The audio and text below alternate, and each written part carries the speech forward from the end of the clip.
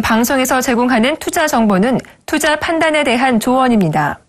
방송에서 제공하는 주식의 가치, 가격 상승 및 가격 하락에 대해서는 방송사에서 보장하지 않습니다.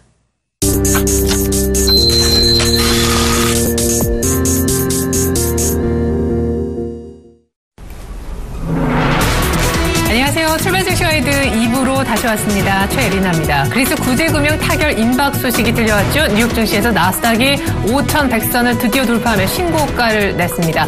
간밤에 그에 앞서 마감이 된 유럽 쪽에서도 오름세가 나타난 것은 당연했는데요.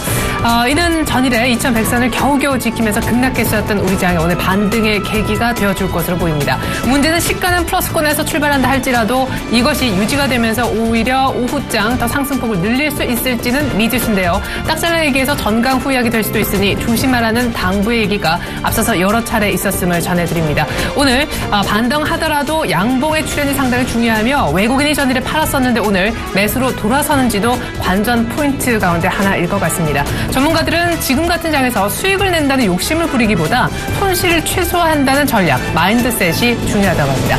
오늘 아침 일본 쪽에서 나온 지표 속보로 전해드리면서 오프닝 마감하려고 하는데요. 일본의 4월 소매 판매가 나왔습니다. 전월 대비 0.4% 늘었는데요. 블룸버그 전문가 예상치인 1.1% 증가에는 다소 못 미쳤습니다. 일본의 엔화의 흐름을 가름할 수 있는 그런 지표가 아침에 나왔기 때문에 물가, 특별히 일본은 소매 판매 상당히 민감하게 반응합니다. 오늘 외환 시장의 상승에 어떤 계기로 이 지표가 또 작용을 할지 궁금합니다. 오늘 출발 상황에 도움 말씀 주시고자 두 분의 전문가님 나오셨는데요. 샘플러스 예병군 멘토님 직접 출연해 주셨고요. 메리츠 종금증권 강남금융센터 김근호 연구원님 화상으로 도움 말씀 주시겠습니다. 두 분 안녕하세요. 네, 안녕하세요. 네, 오늘 반등이 예상되는데 시가 들고 다시 오겠습니다.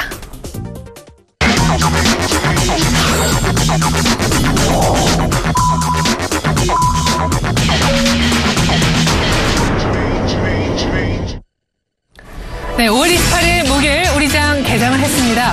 오늘 미국의 신고가, 그에 앞서서 그리스의 구제금융 타결 가능성, 이런 분위기 속에 오늘 얼마만큼의 일단 시가 갭상승을 보여줄 것인가가 기대가 되는데요. 시가에 너무 뜨지 않았으면 하는 바람도 사실 생깁니다. 오늘은 음봉이 아니기를. 자, 일단 개장가부터 한번 열어보죠. 예 멘토님. 예, 일단 시가가 너무 높게 출발하면 불안하다는 말씀 참 잘해 주셨는 것 같은데요. 원래 갭을 많이 띄우면 반드시 갭을 메꾸러 들어오는 게 또 주식의 습성입니다. 그런데 자, 우리가 큰 맥락에서 좀 봐야 될 것 같습니다.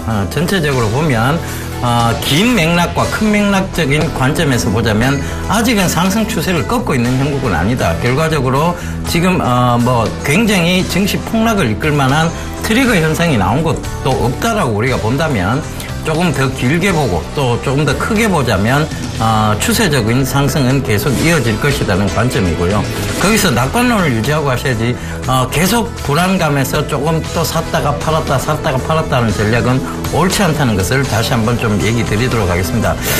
제가 오늘 개장 전 체크 포인트로는 코드에스를 좀 주목해보자는 얘기를 좀 들고 나왔습니다. 그러니까 전기차 관련주죠. 결국은 앞으로의 미래차 쪽에 대한 부분입니다. 그러니까 우리가 종목적으로 접근하는 것이지 지금 어떤 시장을 보고 투자해도 크게 위험하지 않은 구간인 것을 먼저 전제로 두고 그 다음에 종목적으로 접근해 봤을 때 앞으로 펼쳐질 섹터, 미래 쪽에서의 성장이 이루어질 섹터 쪽으로 계속해서 보시면 되겠다, 이런 얘기 드리도록 하겠습니다. 예, 그래서 오늘 개장은 어느 정도로 하고 있나요? 일단 반등은 나오는 것 같네요. 예, 반등치는 지금 한 10포인트 가까운 반등치가 지금 나타나고 있고요. 결국은 외국인 수급 주체 때문에 벌어진 일입니다. 이 장을 강하게 끌어올렸던 것도 외국인이고, 그리고 전일 외국인이 또 팔면서 강하게 또 하락을 시켜놨죠. 그런데 결과적으로 보면 전일도 코스닥 쪽에서는 외국인들의 수급이 들어왔다는 점도 참고를 해보신다면, 지금 어떤 시장의 분위기, 지금 코스닥 같은 경우에 바로 707선까지 일단은 올려놨고요. 코스피 같은 경우에도 2110선 위에서 지금 일단 시작이 좀 된 모습입니다. 그런데 이 외국인 수급 저는 오후장까지 이어진다라고 보고 있는 관점에서 본다면 크게 오늘 장이 나쁘지 않다. 그렇게 좀 말씀드리도록 하겠습니다. 네.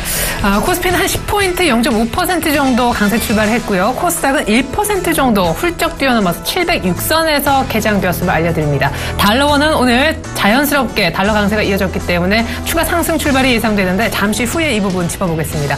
업종별 분위기는 어떨까요? 김근호 연구원님. 네, 일단 코스피 쪽을 좀 살펴보죠. 일단 코스피 같은 경우에는 지금 현재 0.54% 11포인트 정도 올라가고 있는데요. 일단 업종별로는 저 등락률을 보면 높은 게 이제 섬유 의복 업종이 좀 세게 나오고 있고요. 그 다음에 증권, 의료 정밀, 의약품, 서비스 업종, 소형주, 비금속, 유통업, 전기가스, 전기전자, 종이목재, 은행 이런 섹터 순으로 좀 움직이고 있습니다. 최근 흐름이 일단 섬유 의복이 좀 세게 나오는 모습들이 확인되고 있는데 오늘 섬유 의복 업종은 현재 시간 기준으로 개인과 외국인이 매수 참여를 좀 해주고 있고요. 반면에 이제 기관은 좀 매물 출회가 좀 나오는 모습. 그리고 증권 섹터 같은 경우에는 외국인과 기관은 일단 매물 출회를 하고 있는데 개인들이 좀 버텨주는 모습이고요. 의료 정밀 섹터 같은 경우에는 외국인이 좀 매수를 해주고 있습니다.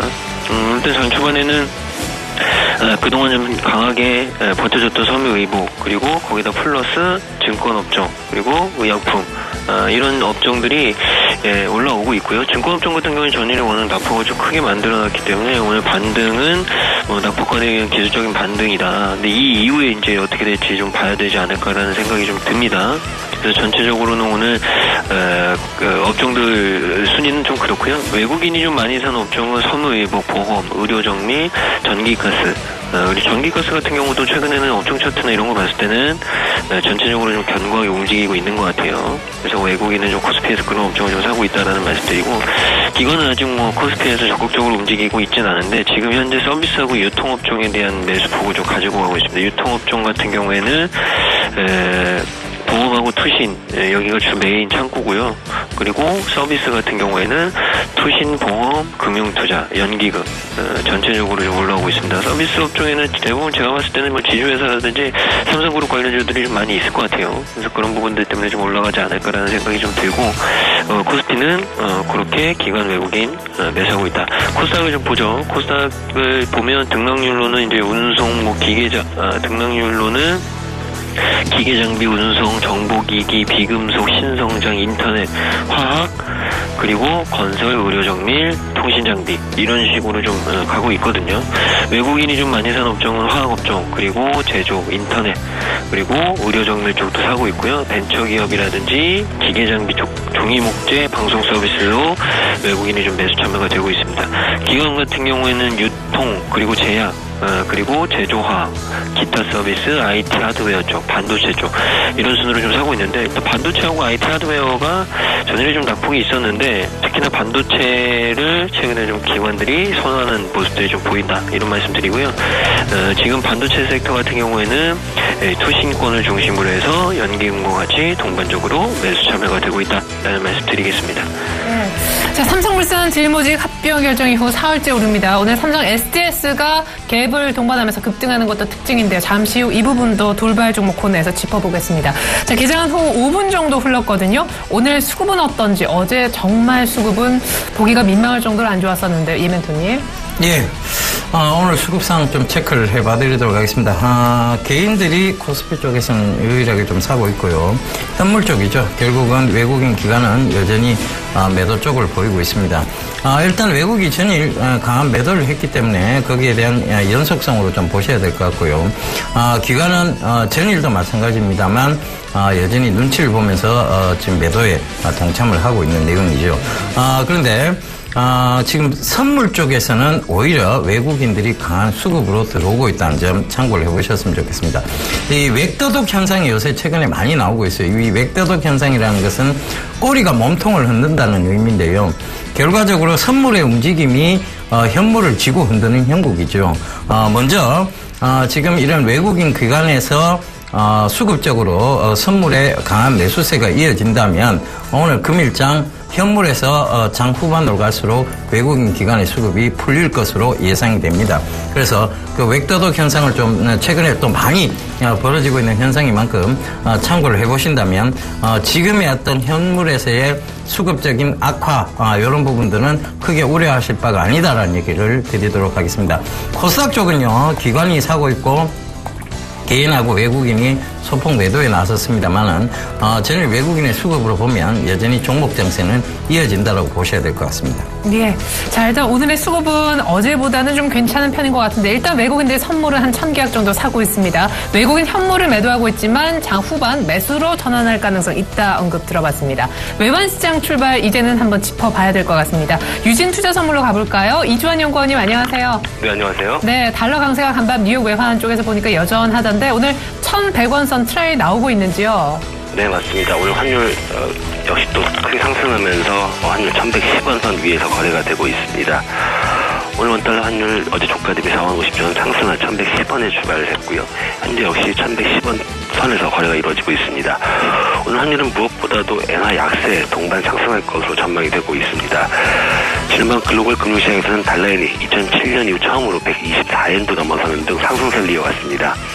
아소다로 일본 재무상이 너무 급격한 환율 움직임이 바람직지 않다는 우려를 내놨지만 달러엔 환율 상승세에 제동을 걸지는 못하는 모습이었습니다. 엔화에 연동돼서 여기 환율도 상승을 했습니다. 달러원 1개월물이 1,110원 80전에 최종 호가됐습니다.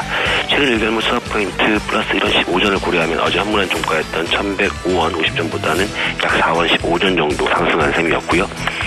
달러엔 환율이 한때 124엔 선도 넘어서는 등 가파른 상승세를 지속한 만큼 환율의 동반 상승이 불가피한 여건입니다. 급격한 엔저 현상으로 엔 원재정 환율도 100엔당 900원 선을 하회할 것으로 예상되는 만큼 당국의 스무디 오퍼레이션에 대한 염두도 해둬야 하는 상황이고요. 오늘 환율 상승에서 거래를 시작한 뒤에 달러엔 환율의 동향을 주시하면서 추가 상승 기회를 엿볼 것으로 예상이 되고 있습니다. 일본 재무상의 발언에도 달러의 상승세가 이어진 만큼 서울 환시에서도 롱심리가 더욱 단단해질 수 있을 것이고요. 다만 1,110원 위에서는 월말 수출업체의 내고 물량으로 상승 속도가 제한될 것으로 보여집니다.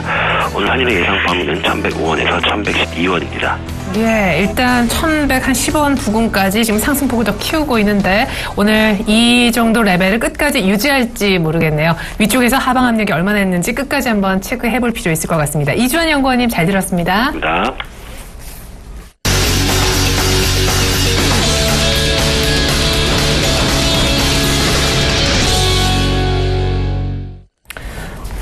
네, 오늘의 돌발 종목 한번 살펴보겠습니다. 특징주들 쭈루룩 한 20여 분간 들여다볼 텐데요. 첫 번째 특징주는 삼성물산, 제일모직과 합병에 따른 여러 가지 수혜주들일 텐데요. 일단 당장 주인공의 삼성물산, 제일모직이 지금 합병 발표 이후 그날까지 포함해 4월 연속 동반 오름세입니다. 무엇보다 삼성 SDS가 이런 분위기 속에 삼성전자와의 합병 가능성 얘기가 나오면서 오늘까지 급등만 한 3번째 날인데요. 그에 앞서서도 이미 상승을 하고 있었는데 최근 기관이 아주 무섭게 담는 것이 특징입니다. 삼성 SDS의 상승 여력은 이슈와 관련해 얼마나 더 있는 것인지 얘기 들어보고요.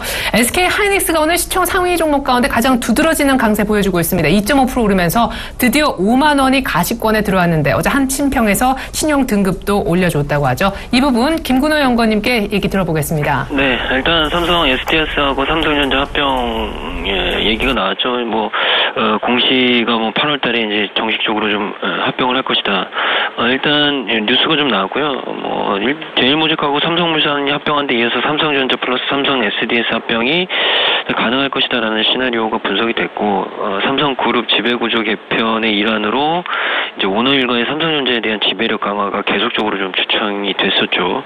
결국에는 이제 그 부분을 해결하기 위해서 삼성전자와 삼성 SDS 간 합병이 사실 꾸준하게 좀 제기되긴 했었습니다. 가능성이 계속적으로 좀 제기가 됐었죠. 만약에 이 삼성전자 SDS가 합병할 경우에 오너일가 플러스 계열사가 보유하게 되는 삼성전자의 지분이 한 1.8%포인트 정도 늘어나게 되고요. 기존 종전보다 지배구조의 안정이 조금 더 나올 수 있게 되죠. 그래서 이재용 삼성전자 부회장의 이건희 회장이 삼성전자 지분의 3.1% 정도의 승계를 받을 가능성이 있고요. 이전보다 많은 이 지분을 보유하게 됩니다. 삼성전자에 대한. 그래서 결국에 지배력을 삼성전자에 대한 지배력이 강화될 수 있는 보석 이 부분이라고 좀 말씀드리고, 만약에 이 두 회사가 합병을 하면 지주회사 전환에 나서지 않고도 이 오너 일가의 삼성전자에 대한 지배력을 강화할 수 있다라는 부분이 있죠. 그래서 지주회사 전환이 아니고서도 삼성전자에 대한 지배력을 강화할 수 있기 때문에 일단 시나리오는 어느 정도 좀 근접해 있다. 그리고 이 제일모직과 삼성물산 합병 역시도 이재용 부회장이 삼성물산의 삼성전자 지분 4.1%를 직접 확보하고 삼성전자의 실질적인 최대 주주로 올라서기 위한 포석이라고 좀 말씀을 드릴 수 있을 것 같습니다. 그래서 일단 이재용 부회장의 삼성전자에 대한 지배력 강화를 위해서 제일모직 삼성물산 플러스 SDS 삼성전자 이런 이슈들이 좀 나오는 것 아닌가. 결국에는 뭐 전체적으로 시나리오는 아마 이렇게 흘러갈 가능성이 굉장히 좀 높다. 결국 이제 삼성전자 주총 없이 SDS의 합병에 대한 가능성이 좀 제기가 됐죠. 소규모 합병 요건에 일단 충족이 되는 부분들이 있고 전체적으로는 신뢰성이 굉장히 높은 이슈다라는 얘기 드리고, 삼성물산 제일모직 이 두 가지도 마찬가지입니다. 제가 말씀드릴 때 삼성그룹주들 올 한해는 뭐 1년 내내 좀 봐야 되지 않을까라는 얘기를 계속적으로 좀 말씀을 드렸었죠. 결국엔 그런 부분이 현실화되는 부분이고, 올 한해 이제 삼성그룹주들의 이슈는 뭐 당연히 계속 이렇게 흘러가겠죠. 분명히 이렇게 흘러갈 겁니다.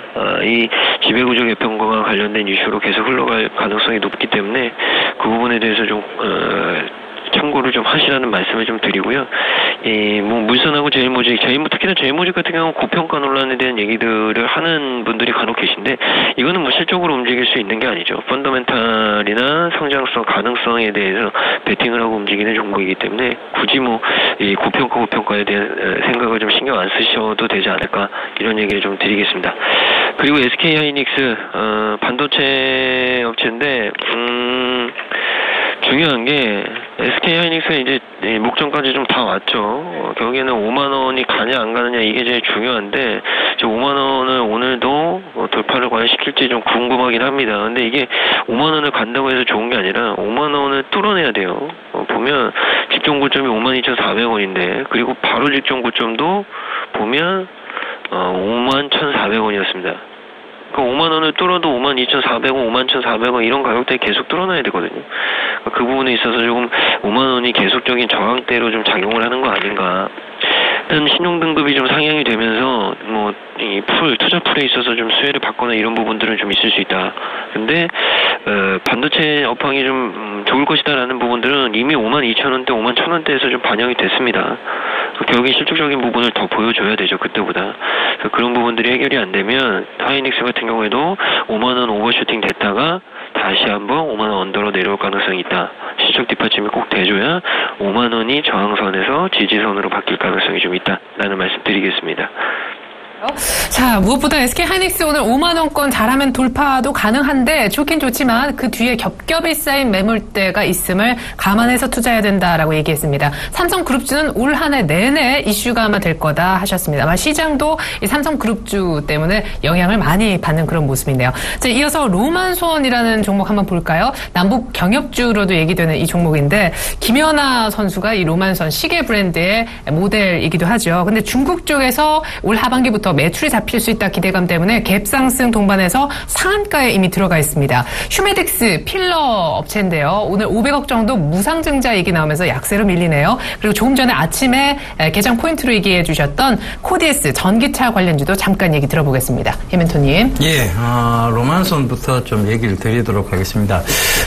JS티나라는 브랜드가 있어요. 이 로만손 내에 있는 브랜드인데, 귀금속 브랜드로 알고 계시면 될 것 같은데, 같은데 이 기금속 브랜드 중국인들이 원래 이제 금을 좋아하죠. 그러다 보니까 면세점 쪽에서의 뚜렷한 매출이 좀 이루어졌고 그로 인해서 중국 진출이 좀 쉬울 것이다. 중국 진출해서 또 성공 여부도 쉬워질 것이다라는 그런 기사들이 나오면서 급등세가 오늘 출회되면서 가격 제한폭까지 올랐습니다. 전체적으로 보면 로만손이라는 회사의 어떤 실적 안정적 성장에 대한 부분들은 늘 시장에서 좀 주목을 받아왔는데요. 최근에 이제 그 2만 원 이상 갔던 그 주가가 최근에 이제 좀 많이 조정을 받았죠, 사실은. 그러면서 13,000원대까지도 한번 내려왔었는데 이 부분이 이제 다시 이제 재조정을 받을 수 있는, 즉 추세상으로 봐도 62평을 꺾고 내려온 적이 한 번도 없습니다. 그래서 그 62평에 대한 지지 여부를 명확히 하면서 올라왔는데 네. 산업적인 측면에서 결과적으로는 어떤 브랜드 런칭이 성공했다. JST나가요. 사실 명품 브랜드로 통하지는 않았습니다. 그런데 명품 전략을 잘 썼죠. 고가 브랜드 이미지 전략을 잘 썼고 그런 부분들이 시장에서 주목을 좀 받았고 거기다가 중국인들이 또 좋아하는 브랜드가 되는 상황이고 네. 그러다 보니까 면세점 매출, 그다음에 중국 진출로에 대한 기대감 이런 것들이 여러 가지 혼합이 되면서 가격 제한폭까지 올랐는데요. 만약에 내일이라도 만약에 그 좀 조정을 주면 네. 이런 종목군은 좀 매수를 하셔도 괜찮습니다. 다시 신고가 영역을 향해서 충분히 갈 수 있는 종목이다. 이렇게 좀 말씀을 드릴게요. 매수 적정 가격을 좀 주신다면요? 매수 적정 가격은 일단은 17,000원 이하가 돼야 되겠죠. 금일 이제 지금 17,450원까지 올랐는데 요새 최근에 연속적으로 이렇게 상한가를 기록하는 종목들이 잘 안 나옵니다. 그 이유는요. 그만큼 투심이 지금 단기적이란 얘기죠. 그 단기적인 투심에 대한 부분들을 좀 생각해 본다면 조정시 매수 전략이 맞다. 이렇게 좀 말씀을 드리도록 하겠습니다. 네, 로만손 17,000원 아래쪽에서는 사도 좋다. 예. 예. 그다음 이제 얘기 드려야 될 종목이 휴메딕스인데요. 네. 이제 모회사가 휴온스라는 회사입니다. 이 휴온스라는 회사가 휴메딕스라는 자회사를 상장을 시켰는데요. 이 휴메딕스는 하이알루론 애시드라고 해서 이제 우리가 흔히들 이제 노화 방지 산이라고 불리고 있죠. 그래서 그 노화 방지에 대한 부분들, 그러니까 이제 필러 시장에 대한 부분들에 대한 시장 점유율을 높여가고 있는 회사입니다. 네. 그런데 상장되고 난 이후에 굉장히 급등세가 좀 출회가 됐습니다. 37,000원에서 12만원까지 올랐죠. 당연히 조정이 들어올 수밖에 없는 상황이고 지금은 호재든 악재든 그렇게 반기지 않는다는 관점에서 본다면 추세적으로는 박스권 하단까지로 이동을 의미한다는 것을 아셨으면 좋겠습니다. 그래서 저는 조정이 들어왔지만 매수를 해야 될 종목은 아니다. 그러면 충분한 조정이 들어오는 한 7만 원대, 7만 한 5천 원 이하에서는 생각을 해볼 수 있는 종목이나 지금 상장되고 난 이후에 37,000원에서 12만 원까지 바로 약 3배 가까운 상승세를 이루어냈다. 3배 이상이 되는 상승세를 이루어냈다. 이것은요, 결코 접근하면 안 되는 것을 의미합니다. 네. 그래서 제가 많이 올라있는 종목군에 자꾸 해답을 찾지 마시라고 드린 얘기고요. 여기서, 어떤 탁 추세적으로 꺾여 내려오면요, 견디지를 못합니다. 거기는 팔아야 되죠. 네.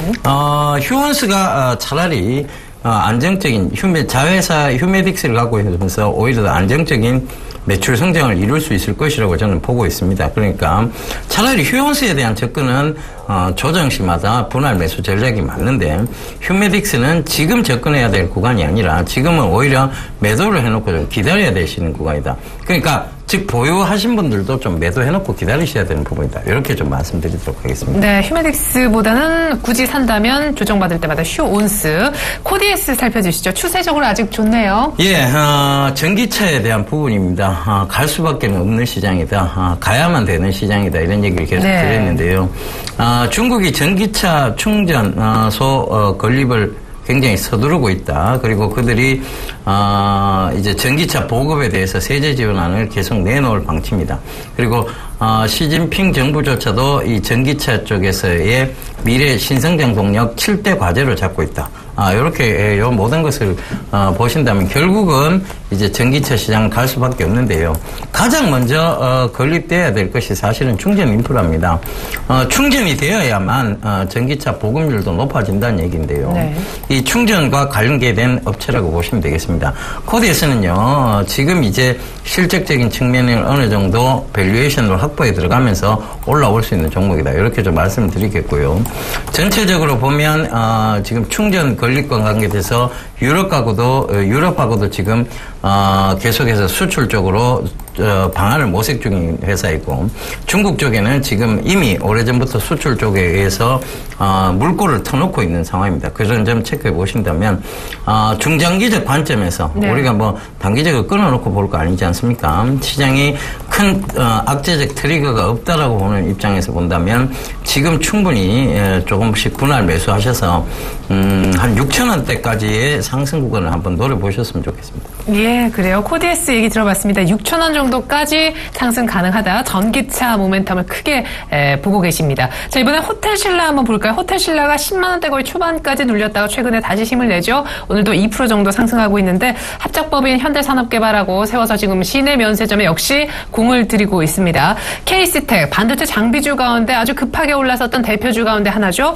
오늘도 역시 반도체 공정 미세와 수혜주 분석 속에 강세를 띠고 있습니다. 김근혜 연구원님 두 종목 살펴주시죠. 네, 호텔신라는 이제 현대산업개발하고 그 시내 신라면세점에 대한 부분이 계속 이슈가 되고 있죠. 시내 면세점 일단 호텔신라 쪽이 좀 유력하지 않냐라는 얘기들이 좀 나오고 있습니다. 입찰 마감이 5일 앞으로 일단 다가왔고요. 유력 후보가 일단 호텔신라가 전문가들이 생각하는 때 굉장히 좀 강한 유력적인 후보가 아니겠느냐. 기존 면세점 사업으로 일단 다져왔던 경영 능력 플러스 용산이라는 입지 자체가 경쟁사들을 압도하고 있다라는 평가가 좀 나오고 있습니다. 그래서 호텔신라가 좀 올라오고 있는데, 내용은 이제 현대산업개발의 합작법인 호텔신라와 현대산업개발의 합작법인이죠. 이 HDC 신라면세점 주식회사가 지난 25일 신규 매장 면적을 국내 최대인 롯데면세점 소공점의 2배 수준으로 결정을 했고요. 이제 메모드급 매장으로 경쟁사들을 압도하겠다라는 전략이 좀 있었습니다. 그리고 경영 능력 플러스 접근성 이런 부분에 있어서도 높은 점수. 그러니까 전체적으로 이 호텔신라와 현대산업개발의 합작법인이 시내 면세점 이 경쟁력이 가장 강하다 이런 평가가 나오고 있는 거고요. 용산이라는 지리적 위치 역시도 접근성이 강북, 강남 다 좋기 때문에 그런 부분에서 있어서 우위를 정하고 있는 것 같습니다.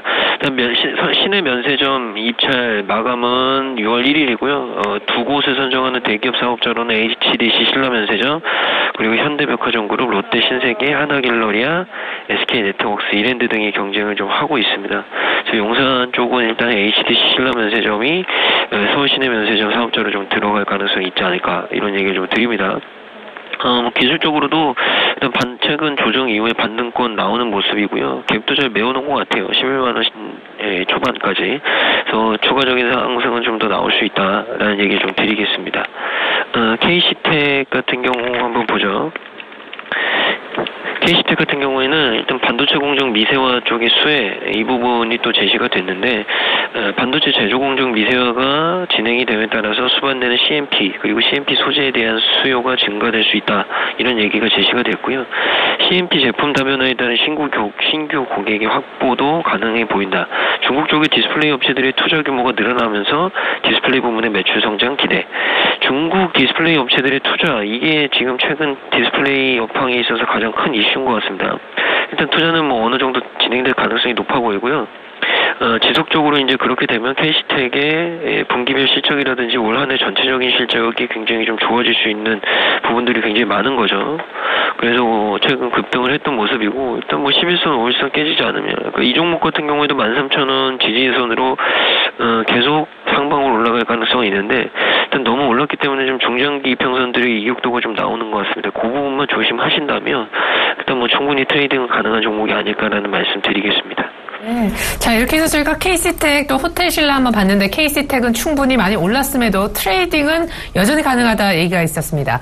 내추럴엔더텍이 나흘째 상한가 거의 한 5일 만에 80% 급등한 가운데 그 불똥이 튄 국순당이 하한가를 맞은 이후에 이틀 연속 오늘까지 반등합니다. 기존 백세주에 들어있는 뭐 2억 우피소 얘기 때문에 기존 백세주는 다 회수를 해서 새로운 레시피를 만들어서 판매할 때까지 일단 다 회수하겠다 얘기를 했는데 아직까지 하한가 맞기 전 가격을 회복하진 못하고 있어요. 그리고 코스피 200 지수 쪽에 편입이 된 종목들이 오늘 한 3-4종목 정도 있는데 모두 다 신고가 정도 부근에 있는 것도 특징인데 거기에 더해서 오늘 강세를 보이고 있습니다. 국순당 그리고 코스피 200 지수 편입된 종목들 한번 살펴보죠. 예, 멘토님. 예, 국순당부터 좀 얘기를 드리도록 하겠습니다. 네. 술 좋아하십니까? 뭐 그다지 예, 좋아하실 것 같지는 않은데요. 예. 커피를 좋아합니다. 저는. 예, 이슬만 드시고 사실 것 같습니다. 예, 알겠습니다. 예. 저도 뭐 술을 크게 좋아하는 편이 아니라서, 주류 업종에 대해서는 사실 잘 모르겠습니다. 그런데, 이 국순당이, 백수호 사태에 연관이 되어 있다는 것이죠. 결과적으로는, 이 내추럴 엔터텍과 뗄 수 없는 부분이 돼버렸고, 결과적으로, 내추럴 엔터텍은, 이제, 큰 폭의 하락을 다 견디고 올라오고 있을 때 국순당이 같이 이런 부분들이 좀 가미가 되면서 이제 큰 폭의 하락을 보였는데요. 지금 주류 업황 자체는 좋습니다. 처음처럼 순하리의 그 롯데 칠성부터 시작해서 저알코올 칵테일, 소주, 무학 이런 것들 전부 지금 좋은 상황이거든요. 주류 업황 자체는 괜찮아요. 그런데 이런 이제 문제가 돼서 이업 우피소라는 게 결국은 문제였죠. 그런 부분들이 시장에서 반영이 되면서 어떤 주가는 큰 폭의 하락을 보였는데 국순당이 빠르게 발빠른 대처를 했습니다. 일단은 전량 회수 조치를 하겠다는 얘기도 했고 거기에 대한 발빠른 대응 조치를 했는데 일단은 거기에 대한 회수 조치에 대한 부분에서 피해는 피해갈 수가 없는 부분이죠. 그러다 보니까 지금 주가가 크게 올라오리라고 생각하지는 않습니다. 이 정도 회복한 것에 대해서 어느 정도 기술적 반등 그리고 그들이 발빠른 조치를 했다는 것에 대한 높은 평가를 주면서 여기는 매도 자리대라고 보여집니다. 그래서 지금 매수 자리대가 아니고요. 매도 자리대입니다. 결과적으로 보유하고 계셨던 분들이 지금 충분히 기술적 반등 차원까지 왔다라고 보시면 지금 7,000원 이상에서는 매도 자리대의 관점을 보셔야 될 것 같고요. 여기에 많이 좀 하락을 다시 해준다면 그때는 매수 자리대로 좀 보셔야 될 것 같은데 그것이 이제 6,600원대 거기까지는 좀 빠져주면 매수 자리대로 접근을 해보셔야 될 것 같습니다. 일단 피해는 분명히 있습니다. 피해가 없다라고 그때 사태가 터지기 이전에 그 수준까지 올라간다는 것은 피해가 없다라는 게 돼버리는데 피해가 없고 앞으로의 기대감이 더 부각이 될 수 있다는 얘기인데 그렇지는 못하죠. 피해는 피해갈 수 없는 상황이라면 결과적으로 지금 이 자리대가 기술적 반등의 한계치다. 이렇게 좀 보셔야 될 것 같습니다. 국순당은 매도 쪽이 맞다. 그리고 코스피 200 지수 편입되는 종목들, 한샘, 종근당, 삼양사, 일동제약. 예, 한샘, 삼양사, 종근당, 일동제약이 이렇게 있는데요. 일동제약부터 좀 설명드리자면, 제일 조금 지금 편입된 종목 중에서 제일 좀 강한 종목이 아닐까 저는 생각을 합니다. 왜냐하면 제약 쪽에서 제가 늘 좀 강조를 좀 드렸었죠. 결과적으로 일동은 예전 작년에도 제가 이걸 한번 여러분들께 크게 강조를 한번 드린 적이 있습니다. 일동 후디스, 일동 생활건강 결국은 분유 쪽에서 중국형 매출이 잘 나오고 있다. 그 점을 참고해 보신다면 일동제약 보셔야 된다는 얘기 드렸는데 이런 그 제약 쪽의 업황의 호조 그 다음에, 우리가 가정상비약이라고 하죠. 요커들이 지금 가정상비약 위주로 많이 쓸어가고 있다. 그런 점들을 참고해 보셔서, 소화제, 일양약품, 쌍화탕, 광동탕이죠. 광동제약. 그 다음에 토비콤, 안국약품, 이런 것들 계속 얘기 드렸습니다. 계속 추세적으로 강한 모습들을 보였었고, 그런 점들을 참고해 보시더라도 지금 일동제약이 오히려, 지금 경영권 분쟁과도 또 연관이 돼 있어요. 그래서 차라리 이 종목은, 이제 조금, 추세적으로 더 추가적 상승이 가능하다라고 보고, 만약에 조정이 들어온다면 좀 분할 매수 접근하시는 방법도 괜찮습니다. 그런데, 지금 한샘이라든가, 지금 삼양사 같은 경우에는 거의 신고가 영역대까지 와 있죠. 특히 삼양사 같은 경우에는 지금 전고점대 영역까지 왔습니다. 여기서 따라본다는 것은 결국은 내가 다시 쌍봉에서 잡을 수 있다는 그런 결론이 나오거든요. 그래서 가능하면 이 삼양사하고 지금 그러니까 한샘은 매수를 하시는 것보다는 이걸 지금 매도하시라는 얘기는 아니에요. 그러니까 네네. 추세적으로 강하니까 들고는 가시되 익절가를 높여가는 방법이죠. 그러니까 네. 손절가를 자꾸 높여서 내가 익절가를 만들어가는 전략이 훌륭하고요. 이게 보유자분들한테 드린 얘기고, 신규 접근하시려는 분들은 이 두 종목에 대한 접근을 좀 피하셨으면 좋겠습니다. 일단 조정이 들어와도 일단 접근 자체는 피하셔야 된다. 왜냐하면 이거는 보유자의 영역이지 네. 신규 접근의 영역은 아니라는 얘기 드리도록 하겠습니다. 네, 오늘 코스피 200 편입된 종목 가운데 때문에 일동제약 정도가 가장 좋아 보인다라는 말씀이셨습니다. 하나손해보험이 오늘 급등하거든요. 살짝 갭으로 띄우더니 지금 7% 급등, 긴 양봉을 세우고 있는데 실적 턴어라운드 한 국내 증권사 리포트에서는 보기 드문 모멘텀을 장착했다 이렇게 평가하기도 했습니다. 로엔 아주 좋았었죠. 이런 엔터주가 있나 싶을 정도였는데 수급에 약간 꼬이는 것도 같습니다. 최근에 약간 매물이 나오는데 오늘도 그 매물 이어지고 있습니다. 로엔 앞서서 하나손해보험 한번 들여다보죠. 김근호 연구원님. 네, 하나손보는 이제 실적 턴어라운드인데 실적 턴어라운드에 대한 기대감이 오늘 굉장히 좀 많은 것 같아요. 그 손익 쪽에서 보유계약이 차지하는 좀 비중이 굉장히 좀 크고 신계약 쪽에서 영업조직의 중요성이 매우 높기 때문에 턴어라운드를 논하는 것이 쉽지는 않은데 이제 하나손보 같은 경우에는 굉장히 모멘텀이 강하다. 그래서 손익이 부담이 됐던 과거 고손해율 보유계약의 비중이 점차적으로 낮아지고 있고 제대로 된 이 고손해율 보유계약의 이 낮아짐이 결국에는 양호한 수익성 상품의 비중을 높여주고 있다. 그리고 준비금 부담 이율 쪽도 상대적으로 낮고 자산 규모도 크지 않기 때문에 저금리 부담에도 생각보다 다른 손보사들보다 자유로울 수 있다. 이런 것들이 좀 제시가 됐죠. 그래서 오늘 좀 급등을 하는 모습인데 일단 급등한 이후에 뉴스 플로우가 나왔고 차익 매물들 싸움이 좀 있는 것 같습니다. 그래서 오늘 같은 경우에는 일단 정리될 부분들은 좀 정리가 되지 않을까. 그래서 갭을 좀 향후에 메우고 한 5,000원 초반에서 다시 한번 들어가는 게 맞다. 오늘은 좀 강력하게 좀 들어가서 수익 실현하기에는 쉽지 않아 보인다는 얘기를 좀 드리고요.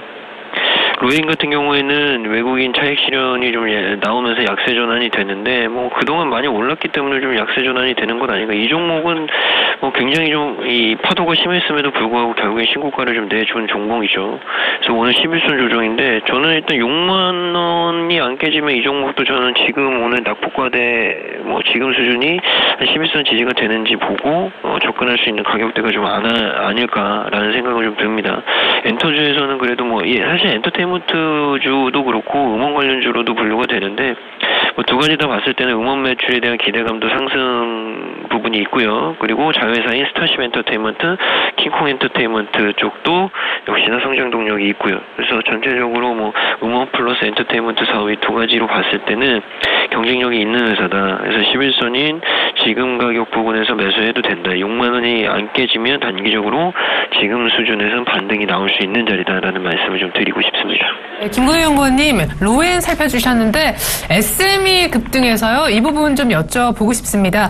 지금 삼성의 이부진 사장이 손잡고 면세점 쪽에 현대산업개발하고 손을 잡았을 뿐만 아니라 SM 측하고 같이 손을 잡고 한류관광을 추진한다고 하거든요.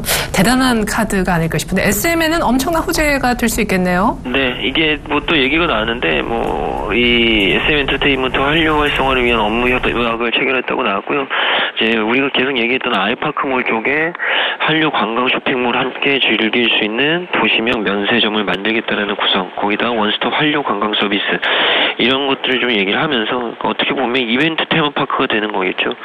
한류 공연장을 조성하고 SM 소속의 한류 스타들을 이 공간에서 좀 공연을 시키려고 하는 움직임, 이런 것들 때문에 오늘 6.7% 정도 상승하고 있는데 또 기술적으로도 오늘 일단 120선 맞고 뚫지 못했거든요. 이 종목도 34,000원대가 매물대가 굉장히 좀 많습니다. 34,000원대 한 후반 120선인 34,500원을 좀 안착시켜 놔야지 더 갈 수 있지 않을까. 오늘은 좀 뉴스 나오면서 차익 매물들이 좀 쏟아질 수 있는 날이기 때문에 지금 수준에서는 뭐 공격적인 매수보다는 오히려 이런 종목 같은 경우에 34,500원 이후에 탄력을 보고 접근하는 게 맞다라는 생각이 들고요. 밑에서 사신 분들은 오늘 잘 보셔야 될 것 같아요. 120선 뚫지 못하면 오늘 익절하시고 나오는 게 맞지 않을까라는 말씀 드리겠습니다. 단기적으로 보고 SM 들어가신 분들 일단은 시세가 1차적으로 나온 것 같다라고 얘기가 나왔습니다. 참고해 주십시오. 자, 이번에는 중국 육아용품 관련주 아니 볼 수 없어요. 사실 시간적으로는 전략을 가야 되는데 지금 보령 메디앙스가 11%, 10% 이상 급등하고 있거든요. 조용했던 아가방 컴퍼니, 제로투세븐 또 다시 난리 났습니다. 다시금 이 중국이 관심 받고 있네요. 원래 좋게 보셨잖아요, 이쪽. 예, 원래 좋게 봤습니다. 결과적으로 바로 이 관세 인하죠. 네. 최근에 이제 신문 읽어주는 남자에서 중국이 관세 의류용품 그리고 유아용품에 대해서 관세 인하를 하겠다는 부분 얘기가 나왔었고 그 기사를 읽어드리면서 꼭 보셔야 되는 것이 영유아용품 관련주다 이 얘기를 드렸었습니다. 네. 그러니까 보령 메디앙스, 아가방 컴퍼니, 제로투세븐 이런 부분도 보셔야 된다고 말씀드렸는데 이것이 이제 추세적으로 또 강한 추세 상승을 이어가면서 그러면 이제 보령 메디앙스 같은 경우에는 신고가를 기록을 하고 있습니다. 결과적으로 가는 쪽이죠. 그러니까 실적이 받쳐주는 쪽이고 앞으로의 실적 성장 기대감이 있는 쪽입니다. 그러니까 그때 잘 매수를 하셨다면 지금은 추세적으로 강한 상승 자리일 때인 만큼 오히려 좀 손절가를 높여가면서 익절가로서 잘 대응하신다면 충분히 추세적 상승을 수익으로 거두실 수 있는 그런 방법이 될 거라고 생각을 하고 있습니다. 네, 육아용품 관련주 단발적으로 끝날 그런 스토리는 아닌 것 같죠? 이렇게 해서 저희가 특징주 어느 정도 잡아드린 것 같습니다. SM까지 포인트를 아까 들어봤었는데 이제 전략을 좀 세워봐야 될 것 같습니다. 그리스 문제가 해결될 거다, 뉴욕이 신고가 냈다라고 하지만 오늘 시장 외국인 그렇게 안 사고요. 시가보다도 지금 일단 양시장 모두 약간 낮은 포인트를 가리키고 있습니다. 먼저 김근호 연구원님. 네, 일단 시장이 제일 중요한 게 이제 반등이 나오느냐 안 나오느냐 이 부분인데 일단 저는 주 초반에는 어느 정도 그러니까 어저께까지 좀 바닥이 나왔다고 보고요. 어제 낙폭과대였고 오늘부터 좀 돌아 나올 수 있는 여지가 크지 않을까라는 생각을 좀 들고 있습니다. 근데 중요한 게 이제 제한적인 반등일 수 있다는 거죠. 말씀해 주셨듯이 그리스 사태 해결 안 됐고요. 스페인 정치 불안 요소 있고 그리고 최근에 또 그리스뿐만 아니라 영국이 브렉시트 관련돼서 계속적으로 좀 이슈가 되고 있고요. 지금 문제는 일단 유로존이 문제가 많습니다. 거기다 플러스 미국 쪽의 금리 인상 이슈 일단은 지표가 좀 계속 잘 나오면 압박을 받을 수 있는 요인들이 있습니다. 근데 차라리 안 나오면 되는데 또 안 나오면 경제 불안에 대한 얘기들이 나오겠죠. 그래서 대외적으로 쉽지 않은 요인들이 좀 많기 때문에 저는 일단 제한적인 상승, 제한적인 반등이 나올 것이다. 그러니까 전전거래일 빠졌던 거 좀 되돌리는 현상 정도지 우리가 원하는 수준인 신고가 이 정도까지 가기는 힘들다라는 생각합니다. 그래서 그 안에서 오늘 보면 역시나 지수 큰 거보다 종목들 작은 것들이 많이 움직이거든요. 보령 메디앙스, 유니셈도 그랬고요. 지금 TCK라든지 지금 작은 종목들 모나리자도 그렇고 작은 종목들만 움직이기 때문에 모멘텀 있는 종목 그러니까 추세가 좀 살아있는 종목들 이런 종목 안에서 움직이셔야 된다. 크다고 해서 다가 아니다. 이런 얘기 좀 드리겠습니다. 예, 알겠습니다. 역시 종목이 중요하다. 시장은 이전과 같은 영광을 보기에는 지금 분위기로서는 조금 어렵지 않겠느냐라고 얘기 나왔는데 예멘토님도 역시 종목 장세 계속. 예, 종목 장세를 봐야 될 것 같습니다. 결과적으로 돈의 흐름이죠. 지금 금리, 초저금리 상태입니다. 그러니까 하락을 했다가도 금방 회복하는 이유는요.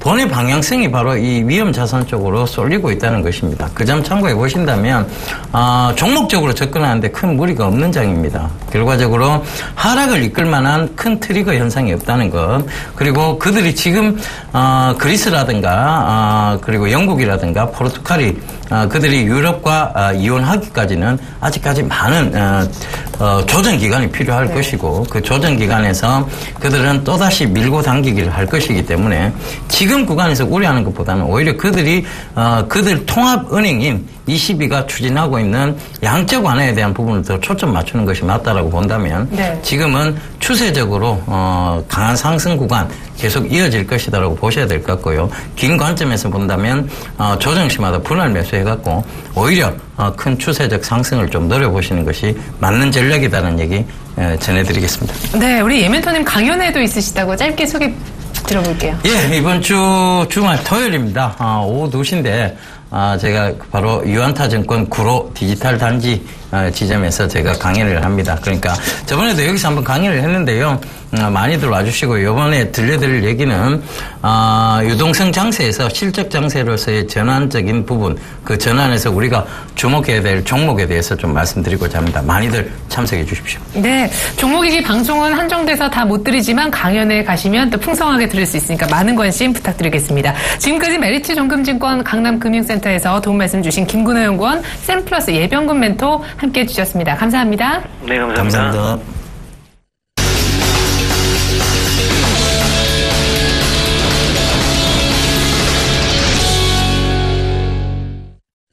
그리스 사태가 해결될 수 있다는 기대감에 미국 증시에서 나스닥이 5,100선을 뚫었다고 했었는데요. 우리 증시도 반등을 하고는 있는데 글쎄요, 썩 욕심만큼은 아닌 것 같습니다. 증권사의 전략 한 대 정리했습니다.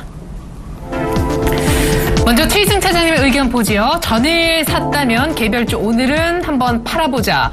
전체적으로 포트폴리오에서 현금 30%는 계속해서 유지해줘야 된다. 많게는 절반 정도 현금. 이미 한 1, 2주 전서부터 강조해 주셨던 부분이고요. 정영훈 팀장님은 미국의 금리 인상 우려감이 약간 진정되면서 오늘 반등이 나올 것 같다 하셨는데 일단 반등 자체는 나와주고 있습니다. 폭이 좀 문제인데요. 김영겸 팀장님의 의견 볼까요? 외국인들의 선물 도양을 좀 주목해야 될 것 같다. 건설과 증권업종 관심 갖자 해주셨습니다. 안상현 대리님은 그리스 리스크 자체는 줄었는데 이게 또 어떻게 타결이 될 것 같다도 안 될 수도 있기 때문에 늘 좀 당했었던 그리스잖아요. 돌다리도 두들겨보자라고 하시면서 아직까지는 현금화 쪽에 더 무게를 두셨습니다.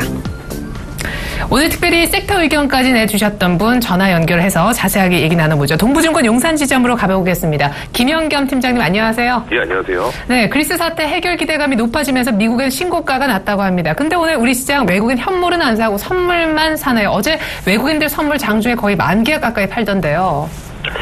예, 어제 제가 말씀드린 것처럼 어제 외국인의 현물 매도는 특정 종목에 좀 국한했던 그런 움직임이었죠.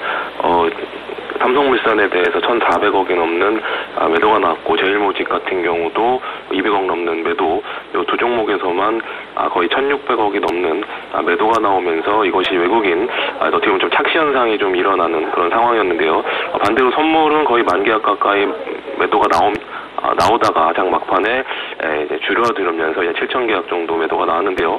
오늘 장 초반 2,300계약에 지금 되돌리는 그런 외국인의 순매수가 나타나고 있죠. 아직까지 백어데이션이기 때문에 프로그램 매도가 초래가 되고 있는 그런 상황이 장 초반에 연출이 되고 있는 그런 상황으로 지금 말씀을 드릴 수 있고요. 하지만 어제 실질적으로 매수를 하는 주체인 연기금 같은 경우 어저께 거의 2,800억 가까운 선물 매수를 했다는 점, 이거래일 연속 26일 날도 2,300억 정도의 매수를 했던 연기금이 어제 역시 2,800억 가까운 이틀 동안에 거의 5천억 원이 넘는 그런 순매수를 했다는 점, 실질적으로 저가 매수를 하는 주체가 있다는 점이 일단 중요하지 않을까. 지금 나오는 물량은 프로그램 매도로 어쩔 수 없이 이제 나오는 물량이었고요. 반대로 실질적으로 저가 매수에 참여하는 그런 대형 기관이 있다는 점은 우리 시장 하방 경직이 어느 정도 나타날 수 있다라는 점에서 좀 말씀드리고 싶고요. 외국인 선물 매수가 좀 더 이어진다면 다시 콘덴고로 돌아서고 오늘은 이제 프로그램 매도에 대한 영향력이 좀 줄어들지 않을까. 그런 관점에서 오늘 연기금이 계속해서 매수 관점으로 대응을 한다면 오히려 시장 장 초반보다 오후에 갈수록 시장에 좀 강한 그런 매수세가 좀 들어올 수 있지 않을까라는 기대도 한번 해보고 싶은 그 장 초반이고요. 제가 증권업종과 이제 건설업종에 관심을 갖자라고 말씀을 드렸는데, 일단 어제 같은 경우에 장이 폭락을 했는데도 불구하고 건설업종은 일제히 다 양봉이 나타나는, 오히려 오후에 더 플러스가 나타나는 그런 모습이 나타났는데요. 그것은 아무래도 옐런 의장의 그 연내금리 인상 얘기가 나왔지만 그 이후에 우리나라 이제 경제부총리죠. 최경환 경제부총리가 금리 인하에 대한 그런 뉘앙스를 풍겼던 것이 오히려 시장, 외국인의 입장에서 그런 저가 매수에 좀 참여하는 그런 모습이 보였습니다. 어제 증권업종이나 건설업종 수급을 보신다면 외국인이 일제히 강력하게 매수를 했던 것을 볼 수 있었는데요. 하지만 이제 프로그램 매도에서 이런 두 업종의 기관 매도세가 더 강했기 때문에 증권업종은 어제 큰 폭으로 하락을 했고, 하지만 건설업종은 반대로 장 막판에 상승 전환을 하는 그런 움직임이 나타났기 때문에 이런 금리 인하, 어떻게 보면 단기적으로 내부적으로 외부의 악재 제외하고 내부적으로는 이런 금리 인하에 외국인이 좀 더 포커스를 맞추고 있는 것이 아닌가 그런 판단도 할 수 있기 때문에 이런 외국인은 어떻게 보면은 올라갈 때 이제 상승을 일으키면서 매수를 하는 주체가 아니라 이런 저가에 매수하는 주체가 외국인이고요. 실질적으로 기관들이 이제 올려서 이제 수익을 내면서 사는 그런 주체는 기관이기 때문에 장이 이제 어느 정도 안정을 찾는다면 기관이 다시 이 금리 인하 쪽에 단기 베팅 가능하고요. 그럴 때는 이 두 업종이 좀 상승을 동반해서 주도적으로 나타낼 수 있는 그런 대표적인 업종이 아닌가라는 측면에서 한번 두 업종을 계속해서 관심 있게 보시면 좋을 것 같습니다. 예, 그러면 지금 산다면 건설과 증권은 단기적으로는 한 몇 % 정도 수익을 기대할 수 있을까요? 일단 증권주 중에서 제가 제일 관심 있는 증권사는 삼성증권인데요. 지금 고점 대비해서 한 12% 정도 빠져있는 가격인데 삼성증권은 지금 후광통의 수혜를 가장 크게 보고 있는 증권사죠. 그렇기 때문에 최근에 중국 주식의 굉장한 강력한 상승세 이것으로 인해서 직접 중국 주식을 매수하는 그런 투자자분들은 삼성증권을 주로 많이 이용한다는 그런 내용. 그러면서 삼성증권이 지금 수익이 나고 있고요. 거기에 금리 인하까지 받쳐준다면 어떻게 보면 다른 증권사보다는 추가적인 2분기 실적에 대한 기대감이 좀 더 나올 수 있기 때문에 정고점도 돌파할 수 있지 않을까. 지금 가격에서 매수를 하신다면 한 15%에서 20% 정도 수익이 가능하지 않을까라는 관점에서 한번 접근해 보시면 좋을 것 같습니다. 네, 증권주 가운데 후광통 쪽에 사업을 아주 잘하고 있는 삼성증권 전고점 돌파도 가능하겠다 기대해 주셨습니다. 오늘 특별히 연기금이 있어서 오후장 더욱더 기대가 된다라고 의견도 들어봤었는데요. 김현겸 주식팀장님의 의견 들어봤습니다. 감사합니다. 네, 감사합니다.